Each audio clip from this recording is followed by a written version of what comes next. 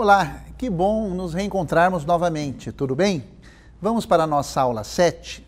Nós estamos na primeira parte da aula 7 e agora nós vamos falar um pouquinho sobre os índios nessa aula. Costumes e religiosidade. Você sabia que os indígenas que aqui foram encontrados tinham uma religião? Os povos indígenas do Brasil compreendem, para você ter uma ideia, um grande número de diferentes grupos étnicos nessa realidade continental que é o Brasil, que habitavam o atual território brasileiro, antes da chegada dos europeus no século XVI. Isso é importante que você guarde a grande riqueza de grupos étnicos que vão fazer parte do que nós entendemos por universo indígena. Não havia apenas uma tribo. Assim como os negros, nós podemos falar em várias etnias dentro do universo indígena. Nós colocamos algumas ilustrações no material de apoio, como um slide do desembarque de Cabral em Porto Seguro, lá do Museu Paulista de São Paulo, em que você vê os portugueses chegando e os indígenas vindo acolhê-los de uma forma muito assustada. Os índios e os portugueses, na verdade, traduziram aí o encontro entre duas grandes culturas. Nós falamos na aula anterior sobre os negros e agora essa aula vai se dedicar ao encontro dos portugueses com uma nova cultura, uma nova civilização que era o indígena antes dos negros. O primeiro contato com uma outra civilização foi com o indígena, quando os portugueses em 1500 aqui chegaram. Durante os primeiros anos da chegada dos portugueses à América, os nativos muitas vezes foram tratados como parceiros comerciais, uma vez que os interesses portugueses voltavam-se ao comércio do pau-brasil, realizado na base do escambo, ou seja, na base da troca, em busca de determinado patrimônio ou material que era o pau-brasil. Eles ganhavam, por permitir a extração, pequenas joias, adereços, coisas que para eles eram novas, eram novidades e, portanto, importantes. Segundo cronistas da época, os indígenas consideravam os europeus amigos ou inimigos, conforme a maneira como eles eram tratados, amistosamente ou então, muitas vezes, com hostilidade. Ele procurava reagir à maneira como eles eram tratados. Com o passar do tempo, essa relação vai sofrer algumas alterações. Ou seja, em 1549, 19 anos depois do início da colonização, intensifica-se muito a escravidão dos indígenas nas diversas atividades desenvolvidas pela colônia, gerando aí os iniciais e constantes conflitos. Já começa uma relação não muito de afetividade, mas sim de uma imposição dos portugueses em querer transformar os indígenas em escravos. Há um material que nós colocamos, do trabalho indígena, em que você vai poder ver os indígenas tendo que fazer trabalhos forçados de uma maneira que eles não estavam acostumados. A partir do século XVI, as sociedades indígenas no Brasil tinham aí o registro das seguintes informações. Mais ou menos, cerca de 3,5 milhões de índios ou indígenas habitavam o Brasil na época da colonização. Eles se dividiam em 4 grupos linguísticos e culturais: os tupis, os gés, os aruaquês e os caraíbas. Vou repetir para você: tupis, gés, aruaquês e os caraíbas. Naquela ocasião, por volta do século XVI, os tupis tinham acabado de ocupar o litoral, expulsando para o interior as tribos que não fossem da sua identidade, da sua etnia, que não fossem tupis. Portanto, manter relações de amizade e aliança com esse grupo dominante passou a ser fundamental para os conquistadores europeus. Muitas vezes nós lemos, ouvimos muito nas tribos, na tribo dos tupis, achando que eles eram os únicos. Não, eles eram em hegemonia e foi com eles que os portugueses começaram a estabelecer relações. As tribos, por exemplo, elas eram formadas por indivíduos cujas aldeias ocupavam uma área contígua, falavam a mesma língua e tinham os mesmos costumes e possuíam o mesmo sentimento de unidade. Cada uma das aldeias constituía uma unidade política independente, com um chefe que não se distinguia dos demais homens. Caçava, pescava e também trabalhava na roça. Havia um chefe para as cerimônias religiosas que tinha uma grande influência sobre o grupo. Olha que interessante. O líder religioso vai ter, de uma certa maneira, uma influência de líder dentro do grupo. E ele exercia a função de curandeiro do grupo, cuidando dos doentes com bases de práticas ritualísticas baseadas em ervas e também na magia, né? Entre os indígenas não havia, por exemplo, escravos e nem uma camada assim dominante. A união, a entidade deles era uma padronização do modo de ser e de se viver dentro da tribo, né? As técnicas rudimentares faziam com que todos trabalhassem e isso criava um padrão de uniformidade entre os indígenas, né? Interessante? Vamos falar um pouquinho da religião. Será que índio indígena tem religião? Sim, e belíssima. Cada nação indígena possuía crenças e rituais religiosos completamente diferenciados. Porém, todas as tribos acreditavam nas forças da natureza e no espírito, ou nos espíritos dos seus antepassados. Né? Muito parecido, né, com os negros, que também cultuavam a natureza e cultuavam seus antepassados. Olha que interessante, duas religiões, duas civilizações, duas culturas completamente diferentes e ao mesmo tempo unidas pelo mesmo ideal. Para esses deuses e espíritos, eles faziam rituais, faziam cerimônias e faziam festas, né? O pajé era o responsável por transmitir esses conhecimentos aos habitantes da tribo. Algumas tribos chegavam a enterrar o corpo dos índios em grandes vasos de cerâmica. É verdade, vasos de cerâmica, porque era o produto que eles tinham, né? Condições de montar, de apresentar e de preservar, onde, além do cadáver, ficavam os objetos pessoais. Olha que interessante, que não tem nada a ver com o Brasil, mas essa prática nós encontramos também entre os egípcios. Quando os faraós morriam, eles levavam consigo também os objetos pessoais, porque se entendia que numa vida espiritual depois da morte, havia aí uma continuidade dessa vida. Os indígenas também acreditavam nisso. Isso mostra que as tribos acreditavam também numa vida pós-morte, né? Veja que legal. Nós disponibilizamos para você no material de apoio uma relação das principais etnias brasileiras na atualidade, ou seja, uma informação atual e a sua população estimada, só para você ter uma ilustração dessa riqueza. Os Ticuna, a tribo dos Ticuna, hoje se prevê aí um total de 35 mil membros.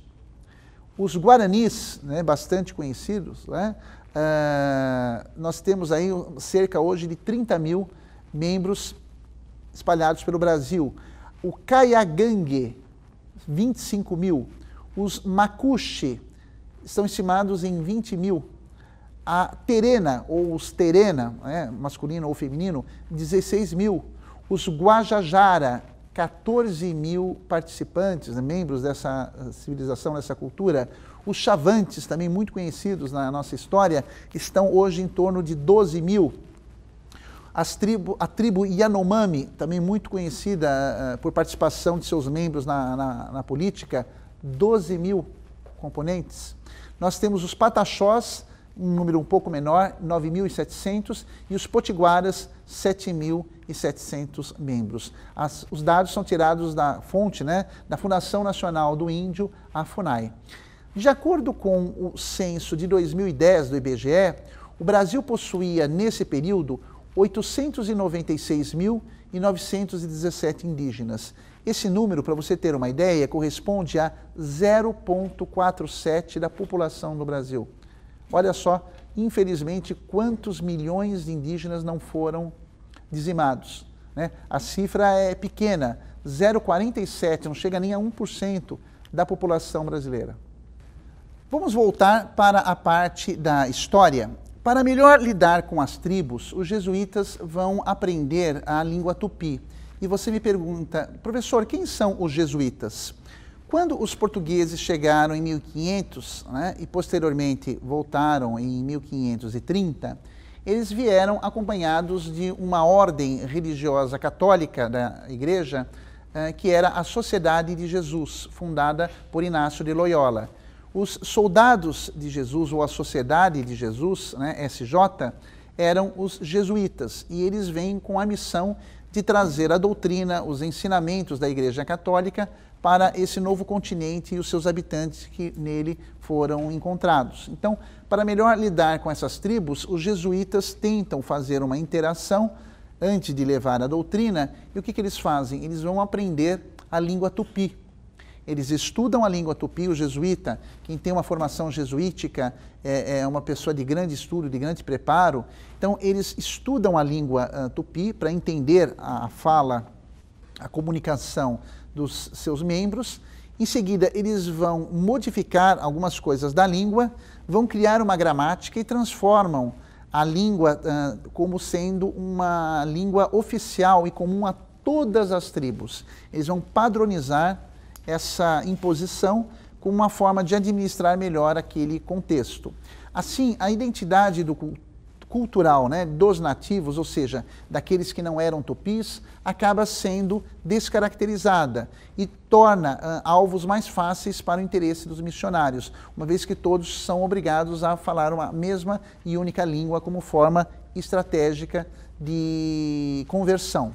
Mesmo entre os índios, né, do mesmo grupo linguístico ou cultural, havia constantes embates motivados por questões tribais, ou seja, disputa de área de caça, ofensas familiares, como também pelas alianças com os invasores estrangeiros. Então, o que eu quero lhe dizer? Que, embora houvesse um conflito do indígena com o português, havia conflitos entre as próprias tribos, né? Então, percebendo essa situação, o que os portugueses fazem? Eles vão procurar alimentar uma rivalidade entre as tribos indígenas como uma forma estratégica de ter o controle da situação e, portanto, da sua dominação, né? Isso faz com que a gente pense, puxa vida, então, como que o índio é visto no imaginário português? Para você ter uma ideia, na carta de Pero Vaz de Caminha ao rei de Portugal, ficava clara a superioridade com que os portugueses lidavam e viam a população do Brasil. Talvez aí fosse a primeira maneira de uma expressão preconceituosa da Europa em relação ao Brasil, né? Nessa carta de Caminha, os comentários eram de seres inferiores, né? Além disso, a ideologia religiosa é, para Caminha, o aspecto mais importante nessa relação, né? E, nesse documento não se reconhecia nos nativos uma cultura própria. Os portugueses pretendiam torná-los, segundo Caminha, súditos do rei de Portugal e, ao mesmo tempo, cristãos. Eles eram, segundo o relato, incapazes de entender os índios, né? Os portugueses eram incapazes, e o seu contexto sociocultural. Então, o que eles faziam? Eles reduziam a condição de selvagens de acordo com os padrões europeus. Para você ter uma ideia, os portugueses não viam nos nativos uma cultura própria. Os portugueses pretendiam torná-los súditos do rei de Portugal e, portanto, também cristãos. Os portugueses, como eram incapazes de entender os índios no seu contexto sociocultural, muitas vezes reduziam esses membros na condição de selvagens, de acordo com os padrões europeus. Os padres jesuítas, como José de Anchieta, Manuel da Nóbrega, ao mesmo tempo em que zelavam pelos índios, pretendendo torná-los súditos do rei, o que eles faziam? Eles diziam que esses índios eram cães que se comiam e se matavam, e eram também porcos nos vícios e na maneira de se tratarem. É claro que hoje a igreja não tem essa visão, era uma visão daquela época um pouco limitada, que hoje nós não aceitamos e ninguém aceita, né? Mas, infelizmente, foi uma ideologia muito predominante naquela época, né? Eles faziam, os padres, distinções entre as tribos, sendo que algumas, segundo eles, tinham costumes mais próximos dos brancos, pois não praticavam a antropofagia. O que é antropofagia? Né? É a postura antropos, humano, fagia, comer. Antropofagia seria a alimentação de carne humana pelos próprios indígenas. Né? Não eram cruéis na guerra e muitas vezes vestiam suas mulheres, portanto, tornando essas tribos mais próximas da cultura europeia em condições de se converter e de se tornarem fiéis súditos de Cristo e da coroa portuguesa. O massacre vai ocorrer inevitavelmente. Os habitantes da América sofreram um dos maiores genocídios da história da humanidade, onde milhões de seres foram dizimados pelo poder das armas, das doenças e também das imposições dos valores e dos costumes. Né?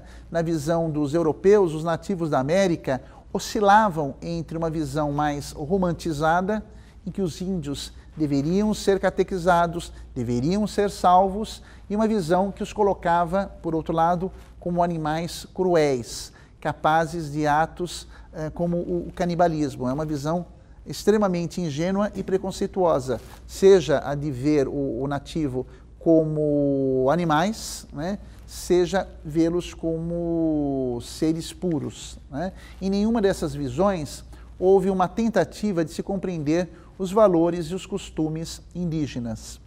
Os europeus passam a maior parte das suas ideias de uma maneira impositiva a essas populações que habitavam aí o Novo Mundo. Você vai poder identificar aí algumas ilustrações que nós colocamos no material de apoio. Há entre hoje, se falando de Brasil, 100 a 190 mil vivendo fora das terras indígenas, inclusive indígenas vivendo em áreas até urbanas, que não é aí o seu habitat. Né? Os seus costumes são completamente diferentes. Aliás, vamos ver um pouquinho como são esses costumes dos índios brasileiros? Vamos lá. Embora cada nação indígena possua sua própria cultura, com hábitos, com costumes próprios, existem alguns costumes que são comuns e praticamente de todos os povos indígenas brasileiros. São esses que relacionamos para você, tanto aqui na parte expositiva da aula, como no material de apoio que você vai poder acompanhar. Por exemplo, os índios brasileiros se alimentam, ou se alimentavam, né, exclusivamente de alimentos retirados da natureza. Por isso que na culinária indígena você tem os peixes, né, as carnes dos animais, muitas frutas, legumes e tubérculos. 2. Costumavam tomar banho várias vezes por dia nos rios, nos lagos e nos riachos. É por isso que o indígena é, desde pequenininho, bons nadadores. Os homens saíam para caçar em grupos. Né? Eles também faziam cerimônias e rituais com muita dança e música. Olha que interessante, prezado aluno, prezada aluna. Assim como os negros tinham essa prática. Né? Costumavam, os indígenas, pintar o corpo nesses eventos.